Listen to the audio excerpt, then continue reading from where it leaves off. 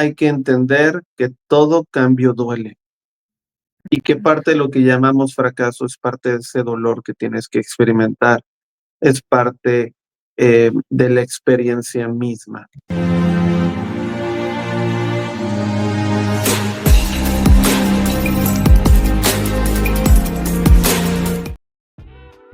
Hola amigos y amigas, bienvenidos a una emisión más de Baile de Máscaras.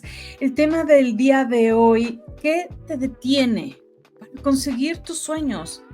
¿Qué pasa detrás de esos fracasos o qué hay detrás de ese quiero, pero ¿por qué no lo alcanzo si tengo todo para lograrlo?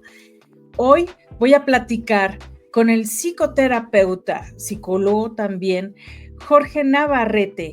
Él tiene la especialidad en mindfulness y terapia contemplativa, así como una maestría en psicoterapia ericksoniana. Así que le doy la bienvenida. Bienvenido, Jorge. Gracias, un placer estar aquí de vuelta, años después, ¿no? Ahora también con cámara, pero es un Ahora gusto. con cámara, ya no solo con micrófono, pero qué Sí. bonito retomar todo aquello que se hizo en radio, en Baile de Máscaras. Y traes este temazo, Jorge, porque muchas veces nos preguntamos, pero ¿por qué si hago cosas para alcanzar esto que quiero? ¿Por qué si lo quiero? Y vaya, no es algo ilusorio, no es, o sea, es congruente. ¿Por qué no lo alcanzo? ¿Qué pasa ahí? Son muchas causas, ¿no? Pero podríamos empezar por algo que Václavic decía, que es un terapeuta de la terapia sistémica estratégica, que decía que hay dos tipos de cambio. Entonces tendríamos que empezar que hay un tipo de cambio que en realidad no está sustentado en nada. Nada más es un cambio que queremos hacer inmediatamente, sin conocer el tema, sin entender el tema, y muchas veces orientado por la misma ansiedad, el dolor o el sufrimiento que te está obligando a cambiar. De tal manera que yo vengo a terapia, ¿no? Y estoy con mi terapeuta y mi terapeuta me dice, este es el problema, y digo, ¿cómo hay que cambiarlo? ¿Pero cómo? Rápido, ¿no? O si voy a empezar a hacer mindfulness, voy a empezar a meditar, voy a meditar todos los días y tengo muchas ganas de meditar, y entonces en lugar de que yo empiece a pensar ¿qué es esto? ¿Cómo se siente? ¿Cómo lo he originado? Me aboco solamente al deseo y muchas veces está lleno de ignorancia, demasiadas exigencias que me llevan a no cambiar. Por ejemplo, soy introvertido, no me gusta salir, no me gusta hablar con la gente, y entonces un día mi terapeuta me dice, es que mira, eres introvertido. Entonces yo digo, claro, y le empiezo a escribir a todos mis amigos, vamos a salir, vamos a hacer algo, tengo muchas ganas. Y lo hago con una cierta torpeza inconsciente, que todos me rechazan o nadie me ofrece una salida, porque los demás se sienten incómodos de que yo cambie tan rápido, no están acostumbrados a esta postura que yo tengo. Y entonces, desgraciadamente, no salgo con nadie, regreso a terapia y digo, ¿ves cómo es la gente? Por eso yo nunca tengo amigos y por eso me quedo solo y estoy mejor en Netflix, con mis videojuegos en mi casa, y mis cuates no me rechazan, ¿no? Mi equipo no me rechaza. Entonces, de alguna manera, el cambio 1 no tiene ningún sustento, no tiene una base. En cambio, el cambio 2 es un tipo de estrategia donde tratamos de cambiar lo mínimo. De hecho, a mis pacientes, yo lo que les pido es, vamos a hacer algo que puedas cambiar, que no cambie tu vida, que no cambie el problema, pero que sea un pequeño paso. Entonces, si eres introvertido, no le hablas a la gente, un primer paso puede ser decir hola en el ascensor, saludar al de seguridad que nunca saludas, hacer un tema de, va a llover, ¿no? O sea, con un extraño o con algún cercano. Pequeños cambios que en un futuro, sumados muchas de esas experiencias, dan una habilidad de plática, y también empieza a descubrir si tengo ansiedad social, si tengo miedos, si recuerdo algún tipo de trauma relacionado con la experiencia de contactar con la gente. Y entonces este cambio 2 normalmente es muy lento y además tiene un tema muy curioso. A veces tú no te das cuenta que cambiaste. Las demás personas te empiezan a decir, oye, no, estás diferente o algo así, pero normalmente tú ya no lo vas notando porque se integra dentro de ti. En cambio, cuando hacemos el cambio 1, que es un cambio muy de golpe, tú sabes que estás cambiando y se está sosteniendo solamente en tu deseo, en tu ansiedad o en algún estilo de exigencia demasiado fuerte que no se va a poder sostener a largo plazo, a mediano y a largo plazo. A corto plazo tal vez cambiemos por 1, 2 o 3 semanas y después de ahí viene hacia abajo, sobre todo mientras no conseguimos la meta, la última, ¿no? Entonces, por esto mismo, el primer tema sería, ¿cuál es tu intención de cambiar? ¿Desde dónde se está originando? Y si estás sustentando esos cambios, si estás haciendo, yo le llamo un cimiento, porque si tú construyes una casa sin un cimiento, pues la puedes hacer de 5 pisos, pero se va a empezar a cuartear y se va a caer eventualmente. En cambio, si tú haces los cimientos, tú puedes decidir, bueno, yo quiero 10 pisos, entonces mis cimientos me voy a llevar más tiempo. Y si tú ves una construcción, a veces el escarbar hacia abajo y el hacer el cimiento es algo muy tardado, pareciera que no avanzaran. Y pasa un poco lo mismo cuando hacemos un tipo cambio 2, poco a poco, pero cuando vengan las dificultades, porque todo cambio tiene un nivel de sufrimiento, y ahorita después iremos con ello, ¿no? A nivel neurológico, ¿qué pasa cuando cambiamos, ¿no? Entonces, ese dolor se sustenta en esa base, ¿no? Y el dolor lo disminuimos. Y es que también hay como esa reticencia al cambio. Y normalmente para alcanzar algo, cuando nos proponemos algo que ahora que fue año nuevo, ya está terminando enero, bueno, muchos empiezan con esos propósitos, e incluso a mediados de año, cuando tienes un propósito, un deseo, un objetivo, un sueño, implica hacer cambios. Implica hacer cambios en, ya sea tu rutina, tu manera de ver las cosas, prepararte, o sea, implica cambios. Y esa reticencia al cambio es lo que muchas veces nos estorba. Ahora, lo que dices también es cierto. A veces el tener esa urgencia por salir de esa emoción nos puede llevar a no hacerlo sostenible, ¿no? Uh-huh. ¿Qué pasos, además de lo que mencionas, de hacerlo poco a poco, qué otra herramienta sería útil para ir encaminándonos hacia el objetivo que tenemos? Sí. Yo diría que hay diferentes pasos dependiendo, es una meta nueva, completamente nueva, nunca la has querido hacer, o sea, porque si es el clásico, quiero bajar de peso, y cada año te propones bajar de peso y no bajas de peso, quiero salir de viaje y no salgo de viaje, quiero ahorrar y no quiero ahorrar, creo que pueden ser dos animales distintos. Si es algo que vas a hacer por primera vez, podría ser sentarte y decir, ¿cuál es la emoción que me hace querer cambiar? Es decir, ¿cuál es este deseo? Quiero ser feliz, quiero ser libre, tratar de encontrar detrás cuál es este lenguaje emocional o cuál es esta intención emocional, qué me va a producir, qué me va a dar, ¿no?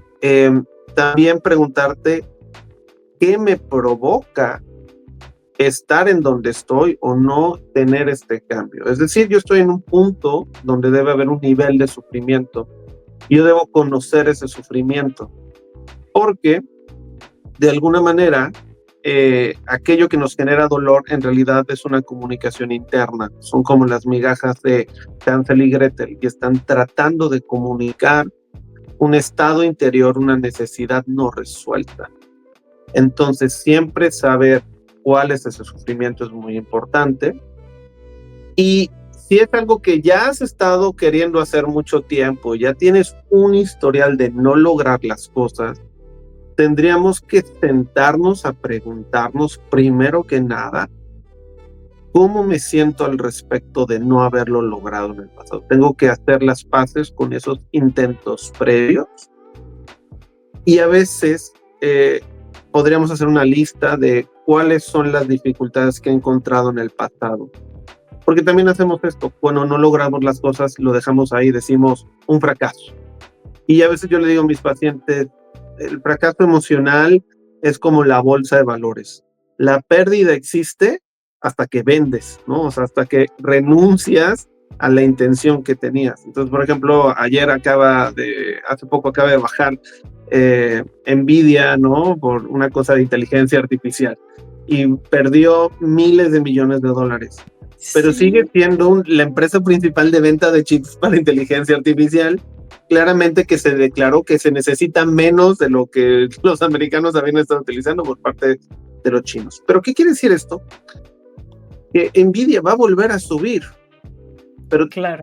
un experto en valores va a poder leer cuándo termina la bajada de la acción y cómo va a subir, porque estaba escuchando que Meta había perdido, o sea, era el récord histórico de perder valor, pero Meta también volvió a subir, o sea, que es Facebook y WhatsApp e Instagram, ¿no? Entonces, Exacto. de alguna manera, si tú dices, fracasé, no sirvo para nada, y no exploras tus fracasos anteriores, es como si hubieras perdido todo tu dinero y no, o sea, la experiencia misma no dejó nada. Entonces yo tengo que decir qué es. Entonces yo te puedo decir que si quiero bajar de peso, ¿no? O si quiero volver a empezar a hacer ejercicio, porque dejé de hacer ejercicio y antes hacía ejercicio, pero ayer intenté hacer ejercicio, pero lo intenté hacer a las 11 de la noche, que me liberé de todos mis pendientes, pues ya tengo claro que a las 11 de la noche no voy a hacer ejercicio. Entonces 11 de la noche no es un horario para hacer ejercicio. Al siguiente día, los siguientes días debería intentar en la mañana. Si en la mañana no puedo, a mediodía. Si a mediodía no puedo, a media tarde. O sea, tengo que ir buscando los horarios. Y ya si me doy cuenta que el horario no es el problema, entonces me puedo preguntar si es mi actitud, si es mi inconsciente, ¿no? Si hay algún tema por ahí que necesita ser resuelto antes de ponerme en contacto con mi cuerpo. Pero de tal manera que si ya lo has intentado en el pasado, en realidad tienes una mina de oro de información que te está marcando lo que necesitas. Y tal vez, cuando lo hagamos de esta manera, no solamente logres el hecho de hacer ejercicio, tal vez te des cuenta que estabas evitando la vida misma, estabas evitando a las personas que amas, a las personas que quieres. Y el síntoma se presentaba en este gran ideal, en este gran sueño, en esta gran meta, para llevarte a terapia, para llevarte con un coach, para llevarte con un amigo, para llevarte en algún lugar donde tienes que estar en una situación que tienes que resolver. Entonces también los grandes fracasos o las grandes experiencias donde no logramos nos quieren comunicar algo pendiente, algo que tienes que confrontar. Entonces tenemos que estar atentos y leer el pasado y empezar con pequeñas estrategias mínimas, ¿no? Como decíamos, pequeños cambios, ¿no? A esas experiencias y ser muy sinceros. Ya lo intenté muchas veces solo, no puedo, entonces tal vez es momento de ir con el nutriólogo, con el coach en ejercicio, con el psicólogo, ¿no? O sea, tengo que hacer algo al respecto porque solo no lo estoy logrando. Y también ese es un tema luego de las metas, ¿no? Que las queremos hacer solos, sin ayuda de nadie. Y pues no, o sea, no necesariamente yo tengo el conocimiento de un nutriólogo. Exacto. Entonces exacto. Es ahí donde tenemos que buscar. Exacto, y es muy cierto lo que estás diciendo y se relaciona mucho con aquello que platicábamos con base a una publicación que hiciste de todos esos mensajes ocultos que hay en los fracasos. Y el no entender por qué, si realmente lo deseo, por qué no lo estoy alcanzando. Y mencionas algo muy interesante que es el de, pues, analizarnos, explorar, a ver, si ya vi que no es cosa del tiempo, ya vi que no es algo externo a mí, entonces es hora de voltear a mí. ¿Cómo poder ir dando con por qué te estás tú poniendo a ti mismo el pie? ¿Ese autosabotaje se puede relacionar con todo esto? Sí, el famoso autosabotaje o el no me quiero, el de seguro me odio y todas estas sensaciones y emociones en realidad forman parte de algo que se llama prelenguaje. Los que hacen constelaciones familiares le llaman lenguaje nuclear, los psicoanalíticos le llaman prelenguaje. Para mí prelenguaje me gusta más la idea, pero también en neurociencias y en trauma, cuando tú vives una experiencia que es profundamente aterradora, se apaga el área de Broca, que es el área del cerebro del lenguaje, así que las experiencias y sensaciones no tienen lenguaje hablado. Entonces lo que estaríamos entendiendo es que parte de mi fracaso es una experiencia que puede ser aterradora, que puede ser traumática y que puede provenir no solamente de mí, puede provenir de experiencias de mis padres, de experiencias, ¿no? digamos, de nuestros antecesores, que ya se ha demostrado científicamente que se transmite el estrés y el trauma a través de la genética. Pero no es que lo traigas así como siempre, necesitas que el ambiente produzca esos escenarios, digamos, para que el gen se exprese, que es la epigenética, que se prende y se apaga. Entonces, yo recuerdo que un maestro nos decía, los que te pasaron sus genes no son los valientes normalmente, porque los valientes murieron muy rápido. Los que han sobrevivido más tiempo han sido aquellos que son cobardes o que evitan las situaciones, ¿no? Entonces, tarde que temprano se nos va a activar algún mecanismo de evitación. Y eso es un prelenguaje. Entendemos por prelenguaje aquello que no está en los otros dos niveles de lenguaje que ya se maneja muchísimo, ¿no? Verbal, o sea, en lo que hablo, y no verbal, que son mis gestos, mis expresiones, ¿no? Entonces, de alguna manera, hay que entender muy bien que mi prelenguaje son mis conductas. Así que si no estoy cambiando mis conductas, es porque esa conducta está encerrando un gran mensaje. Tiene algo de vital importancia. Entonces, si yo estoy lleno de ansiedad y tengo mucha prisa, no me importa el lenguaje, no me importa lo que está sucediendo. Entonces, el prelenguaje también tienes que entender, y esta es la parte, por eso a mí autosabotaje de repente me suena feo, porque sí. no es, sería autosabotaje inconsciente, yo siempre le llamaría. Claro. El prelenguaje es inconsciente, tal vez los demás lo veamos, tal vez los demás cuando vayas a terapia y le platicas a tus amigos digan, sí, yo siempre lo sabía, lo sospechaba, pero no sabía cómo decírtelo, o que inclusive te lo dicen, pero cuando algo es inconsciente, no está en la posibilidad de ser procesado y hablado, entonces normalmente no lo voy a aceptar de primeras. Entonces por eso luego los amigos se frustran cuando mandan a terapia, alguien dice, es lo que te decía, ¿no? Y tal vez el paciente dice, pero no me lo dijiste tan bonito, o no tenía la base para volver algo subconsciente que ya lo empiezo a ver y después consciente. Entonces tienes que entender que si algo está fracasando es porque está lleno de algo que se llama ansiedad experiencial, ¿no? Que nos lleva a la evitación experiencial.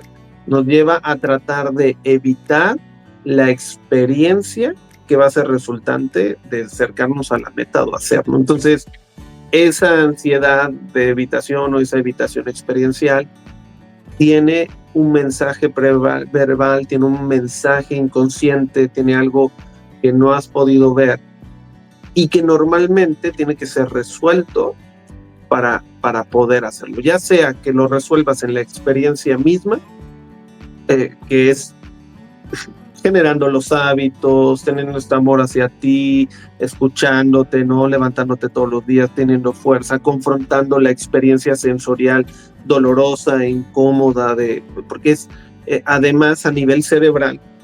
Si yo estoy acostumbrado a terminar de trabajar, comerme unas papitas y echarme a ver Netflix o jugar videojuegos o echarme una cerveza, hay una segregación de sustancia, ¿no? Dopamina, la cual yo estoy siendo, o sentarme en el celular a ver videos, yo estoy siendo, le podríamos llamar adicto, pero en realidad acostumbrado a obtener una sensación de desahogo del dolor de estar vivo, de trabajar, de hacer lo que tenemos que hacer. Entonces, si yo lo estoy quitando y estoy ofreciendo ejercicio, el ejercicio de inicio es doloroso, respiro muy rápido, siento que me voy a morir a la mitad de la experiencia, Sí, dice, El ya me cerebro quiero. dice, el cerebro dice, no, a mí mi dopamina. Y claramente cuando cambiamos, segregamos, o sea, cuando tú le quitas la experiencia de dopamina, lo que hace el cerebro, cuando algo es muy fuerte dopaminérgicamente, la dopamina va a segregar la sustancia de castigo mientras no esté presente para provocarnos la búsqueda de la misma conducta que nos hace sentir bien. Entonces, Mm, cuando tú lo empiezas a abandonar, lo único, o sea, si de por sí no lo consumes y ya te sientes castigado, y el ejercicio puede ser castigo, la experiencia diferente puede ser castigo, de inicio se va a elevar. La gran diferencia es que en algún momento mi dopamina y mi castigo no se van a tener que estar peleando, porque lo que lo está produciendo son mis mismos actos. No es la cerveza, no es la papita, no es el carbohidrato, no es el no es algo azúcar, no es la externo. grasa. Exactamente. Y cuando es algo externo, normalmente se producen grandes picos. Y estos grandes picos de mucha dopamina, yo estoy con mucha dopamina, entonces segrego sustancias de castigo para equilibrar, pero se pasa. Y entonces, cuando ya empieza a ser interno, ya podemos llegar a un estado, ¿no? Que esto pasa mucho cuando la gente empieza a meditar, empieza a venir a los cursos de 8 semanas de mindfulness, por ejemplo, van abandonando esos ciclos y empezamos a vivir en experiencias ni profundamente agradables ni profundamente desagradables. Algo que en la terapia contemplativa llamamos ecuanimidad, ¿no? Es un estado bastante equilibrado, con pequeñas subidas y bajadas, ¿no? Claro. Y sería el cambio 2. Ya logré cambiar, ni me di cuenta, ni me siento muy feliz por lograrlo, Claro. pero me siento bien y siento Me que esto siento es mío. tranquilo, exacto, con Ujú. plenitud, tranquilo, Gracias. con paz. Híjole, sí, y es que vamos, exacto, vamos viviendo con cierto dolor inconscientemente y tenemos ciertas actitudes que nos estorban. Por ejemplo, pienso a alguien que quiere mejorar su relación de pareja o la relación con los hijos y tiene como ese propósito: voy a mejorar mi relación de pareja, y sin embargo vuelve a caer en las mismas dinámicas y en los mismos pleitos y en las mismas situaciones. Y es porque todo eso viene, como dices, viene de algo inconsciente que Ujú. no eres consciente, no has trabajado para hacerlo consciente, entonces buscas esa otra salida, como lo dices, en las cosas externas, para que te den esos picos, pero luego vienen esos guamazos, ¿no? Entonces, lo ideal sería, tú señalarías, si queremos llegar a lograr algo, a propósito, sea un gran propósito, sea algo más pequeño, es primero buscar el bienestar internamente, ¿no? Por ahí Sí, sería. sí, y preguntarte, por ejemplo, si yo voy a trabajar la relación con alguien, primero trabajaría mi relación. O sea, lo que yo le hago a mi esposa o lo que mi esposa me hace, primero me lo hago yo a mí. Yo permito estas cuestiones. Es algo que está en mi familia, es algo normal en mí. eh, y entonces, cuando yo trabajo en mí, voy a partir de mí y no de la ansiedad o no del deseo de ser el mejor marido del mundo, el mejor padre del mundo, y que normalmente lleva a lo que yo llamo amor ansioso. Entonces, en el amor ansioso, imagínate que yo empiezo a decirte: ¿qué necesitas? Agua. ¿Qué necesitas? El aire. ¿Qué necesitas? Dime qué necesitas. Te lo voy a dar, Lizzy, pero dime, yo te lo voy a dar porque te quiero mucho, porque necesito que estés bien. Y entonces cuando le pregunto a la gente, ¿cómo te sientes? ¿No? Yo aquí en el consultorio agarro, les paso el agua, les paso el café, les paso mi mouse, les digo, ¿cómo te sentiste? La gente dice, desagradable, incómoda. Bueno, Abrumado. exactamente. Sí, Entonces, yo me estoy sintiendo abrumado porque tengo que cambiar algo y transmito el abrumado. Ya no transmito que te amo, que te quiero, que estoy preocupado por ti, ¿no? Y entonces lo que tenemos que hacer cuando vamos a cambiar, sobre todo cuando es relacionarnos con alguien más, es primero preguntarnos hacia adentro cómo es mi comunicación interior, cómo me he reclamado no lograr las cosas, qué cosas me digo y qué cosas le digo al otro, cómo empezar a tratar de encontrar cómo inconscientemente tener este problema me está recordando una necesidad emocional no resuelta. Y este es el tema. Las necesidades no resueltas terminan regresando como primero problemas relacionales, luego como problemas emocionales y después como trastornos ya emocionales y psicológicos. Una necesidad es como si no vas a hacer pipí, pues te empieza a doler, te dan infecciones. No vas más, infecciones más graves. No vas más, puedes reventar y puedes terminar, ¿no? Con un gran problema médico. Las emociones pues no se liberan yendo al baño necesariamente. Entonces, pero entonces generan problemas aquí, problemas allá, y te van diciendo, y te van diciendo, y te van diciendo. No les haces caso hasta que revientan un día, ¿no? Y tienes algo que llamaríamos una depresión clínica, un trastorno de ansiedad generalizado o ya un trastorno de personalidad, pero que por detrás, a mí me gusta mucho esta idea de Bessel van der Kolk de trauma, que dice que hay muchos trastornos que vemos hoy en día que en realidad la base es una experiencia traumática que modificó el desarrollo del cerebro, generando que tengas menores capacidades para algo y mayores para otros. Entonces, normalmente lo que quiero cambiar está en el lado de lo que tengo menos, o sea, lo que no aprendí a desarrollar. Las habilidades que no eran permitidas, contacto emocional, cariño, aceptación, tranquilidad, seguridad. Claro, soy muy bueno siendo hiperactivo, soy muy bueno generando dinero, soy muy bueno en estas cuestiones, pero cuando tengo que cuidarme, cuando tengo que darme, es probable que no tenga esta capacidad porque no se desarrolló en mi infancia, no se desarrolló en mi cerebro para poder sobrevivir a un ambiente tóxico. De hecho, acá en el centro hacemos mapeos cerebrales, que primero es un estudio de lectura de ondas cerebrales y después se hace un algoritmo y nos da datos, y hay gente que sale con intoxicación, esos son los síntomas que sale, dice, o una lesión cerebral temprana, intoxicación por metales pesados, y luego tenemos otro indicador que dice lesión cerebral como tal o exotoxicidad extrema crónica. O sea, ¿qué quiere decir?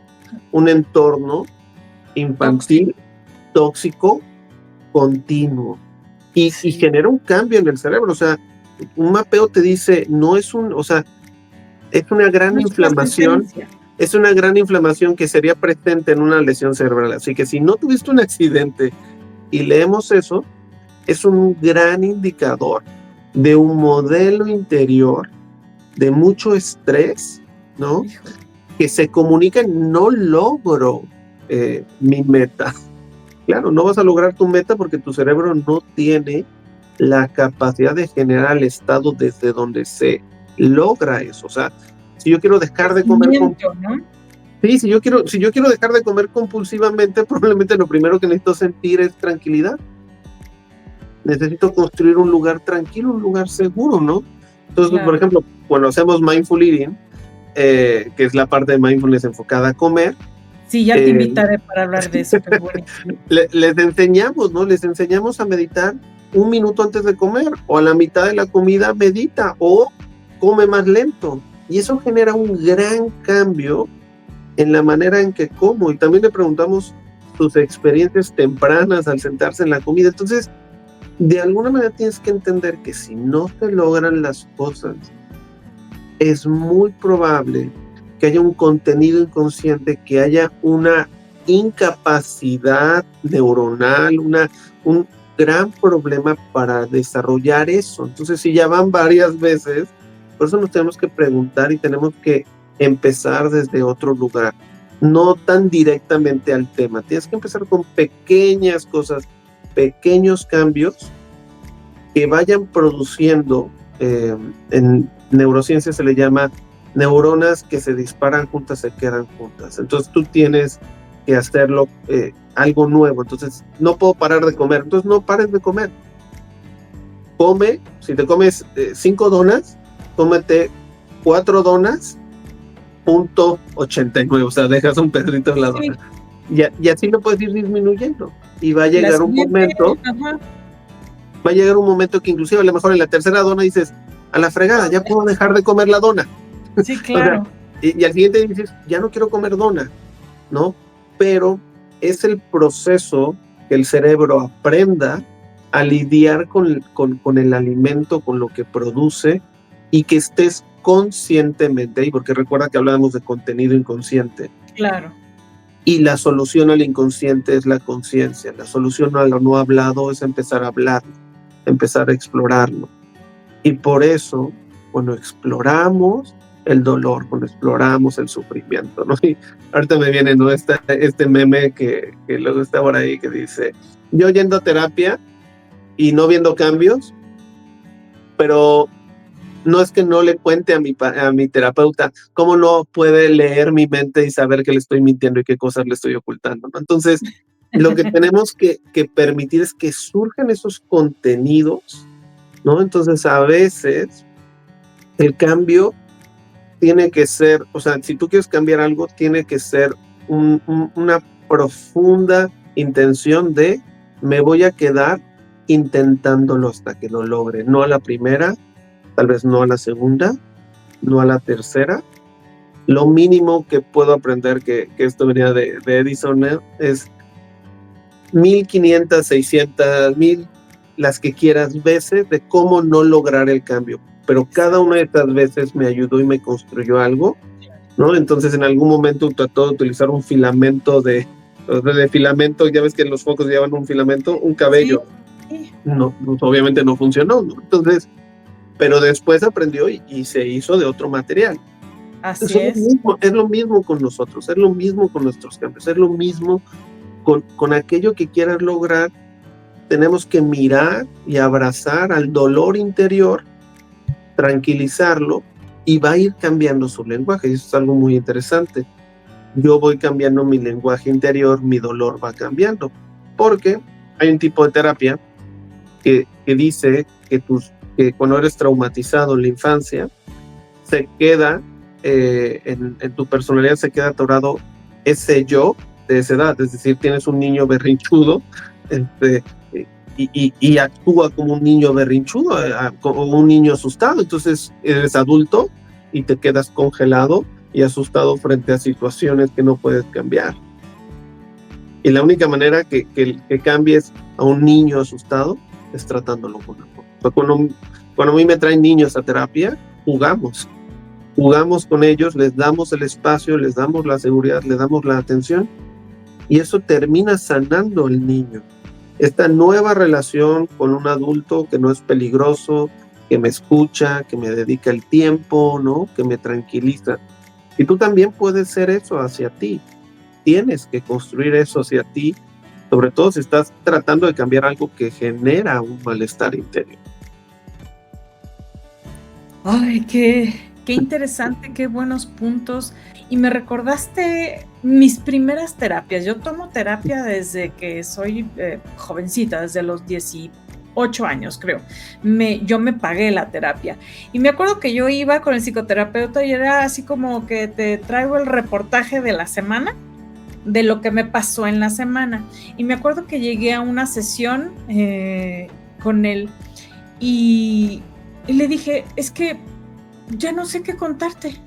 Y me dice, ahora sí se está poniendo bueno. Porque entonces, bueno, empezamos a explorar y abordar esas cosas que me aterraban y que me daban tanto miedo.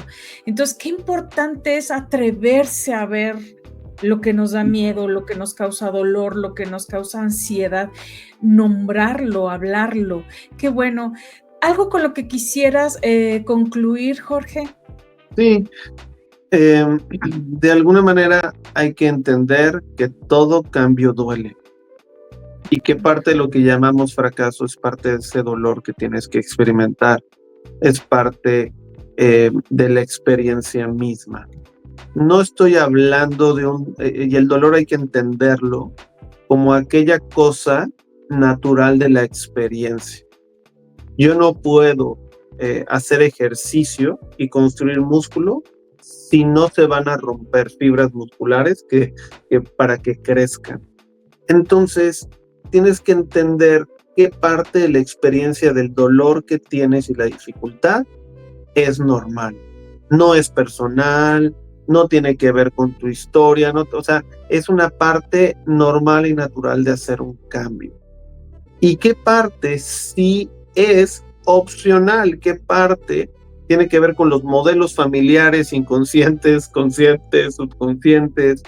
¿Qué tanto tiene que ver con la educación que te dieron?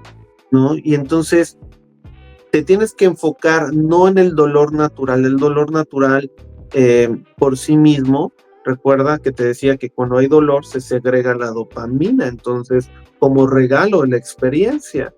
Y esto es, ¿no? Dice, no quiero hacer ejercicio porque me voy a sentir cansado. Y resulta, ¿no? Que haces ejercicio y después te sientes todo el día con energía. Ahí está la dopamina, ahí está el regalo de tu cerebro, ¿no? Por cuidarlo. Entonces, no me puedo enfocar mucho ese dolor a lo opcional, ¿no? O sea, se me van a caer las piernas, tengo cáncer, no empiezo a tener ansiedad de si es normal, no, es que soy muy malo y por eso me duele, ¿no? Y entonces, no, mejor no voy al gimnasio porque todos se van a burlar de mí. Ese dolor opcional solamente es una experiencia pasajera. Todo dolor pasa, toda dificultad termina, ¿no? Pero también todo éxito también pasa, también termina. Si tienes esto en mente, vas a entender que todo pasa, nada se puede mantener. Entonces, la idea misma de cambiar o forzar el cambio va en contra de la naturaleza. El cambio va a suceder. Si no estamos cambiando, es porque hay algo que alimenta la imposibilidad. Estamos abandonando la naturaleza de todas las cosas. Entonces, muchas veces cambiar no es ir hacia el cambio, sino cambiar es soltar lo que me aferra a lo que no he cambiado, ¿no? Y entonces ya ahí ya dimos muchas, ¿no? Todos estos tips, todas estas cosas, y hay grandes especialistas en diferentes salud, o sea, de salud, de medicina, del deporte, ¿no? Que nos pueden acompañar y que sobre todo, si tú dices, yo ya intenté todo lo que dijo Jorge y no lo estoy cambiando, entonces pregúntate, ¿cuál de los especialistas, no, profesionales me pueden ayudar? Y prueba varios, porque va la otra. No necesariamente el primero que llegues te vas a sentir cómoda o cómodo con él. Entonces, tienes derecho a elegir a tu terapeuta, tienes derecho a elegir a tu doctor, a tu nutriólogo, a tu coach, al tipo de ejercicio, ¿no? O sea, si me preguntas a mí qué me gusta, a mí me gusta correr y nadar, pero si pudiera regresar a entrenar natación, que desde el año pasado no he hecho, regresaría a natación. De alguna manera tenemos que encontrar eso que nos gusta, eso que nos llama, pero también si ahorita no tengo la posibilidad ni el tiempo de ir a la alberca y tengo mi caminadora en mi casa, pues voy a correr. A caminar, claro, así es. Jorge, si alguien quiere contactarte, ¿dónde puede hacer? Bueno, pues nos pueden contactar. En Facebook tenemos un nombre larguísimo que es Centro de Recuperación Emocional y Atencional, pero está más fácil en Instagram, pueden encontrarnos como @CreaCancún o TIC-Jorge. Ahí estamos en Instagram y también pueden visitar nuestra página que es www.atencionconsciente.com. Atención consciente sin el SC, nada más la C. Atencionconsciente.com. Ahí nos pueden visitar y también, bueno, les hago una invitación. Todos los martes a las 8 de la noche normalmente tenemos prácticas de mindfulness abiertas al público. O sea que si alguien en sus cambios quiere practicar, tenemos este espacio abierto al público que normalmente tiene un costo, una aportación. Nosotros promovemos 100 pesos, pero si no puedes pagar lo que quieras, es voluntario, ¿no? De alguna manera. ¿Es presencial, Jorge? Sí, es presencial, aunque estamos a punto. Alguien me preguntó, gente que vive en Puerto Morelos, oye, ¿y no lo abres online? De repente en varios lados, como yo. Sí, durante la pandemia, de hecho, si visitan nuestra página en Facebook, van a encontrar nuestros Facebook Live. de la pandemia de 1 hora de práctica. O sea, tenemos como 40, 50 horas grabadas durante la pandemia de diferentes prácticas, no solo mindfulness, que están ahí libres, ¿no? Pero sí, muy probablemente vamos a abrirlo en transmisión de Facebook o Instagram. Pues claro. Muchísimas gracias, Jorge, de verdad ha sido un placer pues estar contigo y platicar contigo. Gracias. Igual te mando un gran saludo y un gran abrazo. Muchísimas gracias. Y gracias a ustedes, amigos y amigas, por habernos acompañado. Recuerden a creer, crear y concretar. Síganos en nuestras redes y síganos en estas transmisiones de Baile de Máscaras. Adiós.